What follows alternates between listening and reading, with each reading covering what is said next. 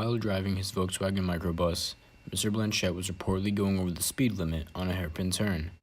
In an accident involving both Chukrin and Blanchett's car, it is our job to determine if Blanchett was speeding before he hit the brakes. Here is every detail we need to know for the accident and the car measurements.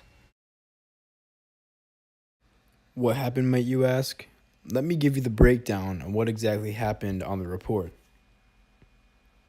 On a Sunday afternoon, the Blanch bus was driving in a hairpin turn with a posted speed limit of 20 miles per hour, when suddenly he looked up and had to brake quickly to avoid Chukrin's car on the side of the road.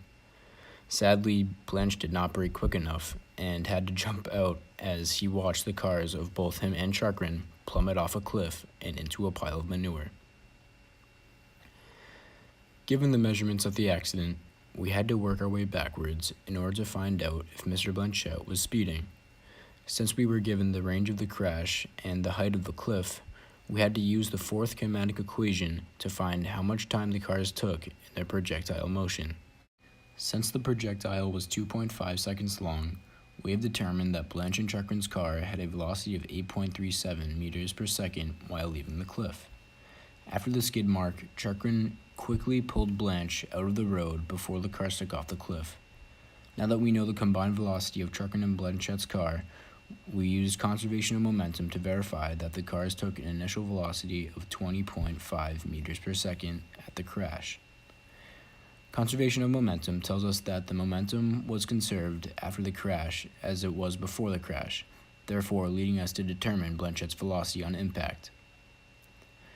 Using what we know from the velocity of the crash, we use conservation of energy to bring us to our final result of Blanchett's speed. Kinetic energy was not conserved in this inelastic collision as the kinetic energy transferred to heat by skidding against the road.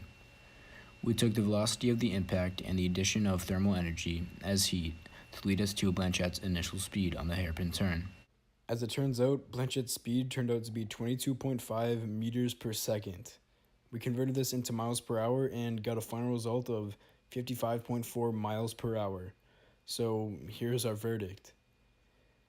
Blanchett is endangering the lives of all people while on the road by texting and driving. If it wasn't for Mr. Chukrin's Chuck Nasty intuition, someone could have gotten seriously hurt. As if it couldn't get any worse, Blanch was going literally 30.4 miles per hour above the speed limit. We have finally concluded that Mr. Blanchett was absolutely breaking the law and that Chukrin has every right to sue him.